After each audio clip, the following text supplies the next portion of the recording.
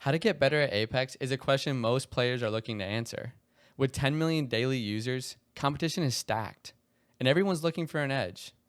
Thankfully, I've played Apex since launching back in 2019, and today I showcase 5 necessary tricks I used to get better at Apex.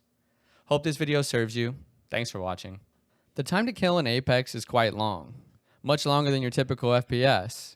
However, if you're getting shot by 2 or more players, that's no longer the case. You should never willingly take a fight or peek an angle you know is being held by 2 opponents.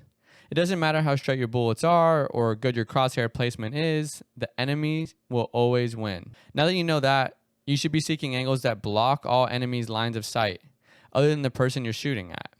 When I was practicing this, each gunfight I was always looking for the isolated enemy. This is one of those situations where showing you is probably better than just talking about it, so here we go. Look how I play this rock. Currently, the only person who can shoot me is Octane. We win the trade. He stems away, then Bangalore peeks. Again, still only 1 legend can see me. Therefore, only 1 legend can shoot me. 2 of the enemies are cracked, and now Mirage swings from the right.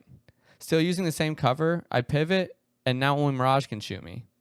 Essentially, what I did here was create 3 1v1s, even though technically it was a 3v1. Because I didn't do any damage to Mirage, I didn't feel comfortable staying in the same position. The Octane should have popped a bat by now and re-entered the fight. Getting pinched was a concern, so I teleported out, repositioned, and then finished up the kills. If you want to take over fights and be a playmaker, this is how to do that. At some point in my Apex career, I realized that no matter how much damage I did, it didn't matter if I was too hurt to capitalize off the damage. You see, if you beam someone for 150, but take 150, not only is the opponent one shot, but so are you. At the end of the day, Apex is a game of survival, and your chances of surviving diminish astronomically if you're aggressing with 50 health. Something that really helped me was shifting my priority from doing damage to taking as little damage as possible. This eliminated all of the wide swinging, ego pushing, and overall taught me how to effectively use cover to my advantage. Staying healthy is highly underrated in Apex. Players focus too much on the current situation, not thinking about the third party that's pulling up. If you've ever watched a pro player, they might have an enemy one shot, but because they're hurt, it's too risky to push. Pros understand there will always be another opportunity to fight, but maybe not another opportunity to heal and reset. Always prioritize your life over securing a kill. Switch your focus from doing damage to minimizing as much damage taken as possible, and watch the quality of your games increase instantly.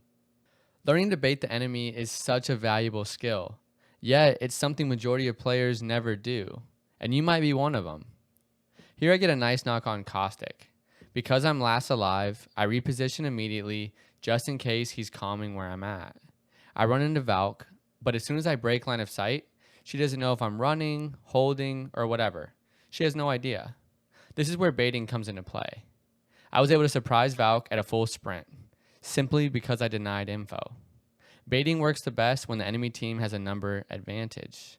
In this scenario, it was a 2v1, so even though Valk was alone, she pushed confidently, or maybe better put, arrogantly. Baiting also goes hand in hand with not doing the obvious thing. In this situation, I'm looking for an opening to do damage that doesn't involve me peeking an angle that they're already expecting or already holding themselves. I one-clip the lifeline, which is huge, and do 50 damage to Bangalore without myself or my teammates taking any damage. This makes the fight a lot easier while reducing the pressure on us, but turning up the pressure on them. And pressure causes most people to fold and increases bad decision making. Apply pressure always and often. One thing to note here, never let your teammates fight alone. I could have gotten the res off, yes, but if my teammate loses that 1v1, we just threw our advantage. Even though we picked our teammate up, he's practically one shot. So it's just me versus the Bangalore. And if somehow I get knocked, it's up to our third to pull off the 1v1. This is typically how teams throw games. So play together. Apex is a team game for a reason. This is a big one, so listen up. Play off your teammates. If you're truly looking to get better at Apex, or maybe play amongst the top in the game, you're going to have to sharpen this up. You might be asking yourself, I think I play with my team. Maybe you do. Here's what it looks like. When in a gunfight, it's easy to get sensory overload. You have shots going off, abilities, grenades, etc., and we all know Apex's audio isn't great. Because of this, a lot of times players get tunnel visioned and throw in obvious opportunities simply because they are missing the info being displayed. When fighting, you need to be checking your teammates' health, the kill feed in the top right corner showing if opponent is cracked or knocked, as well as the map, to make sure you're in zone or close enough before you fully commit to fighting. Then make your next decision based off that info. For example, if your teammate's one shot, you probably shouldn't push because more than likely, the enemy team is trying to collapse on your hurt teammate and gain a player advantage.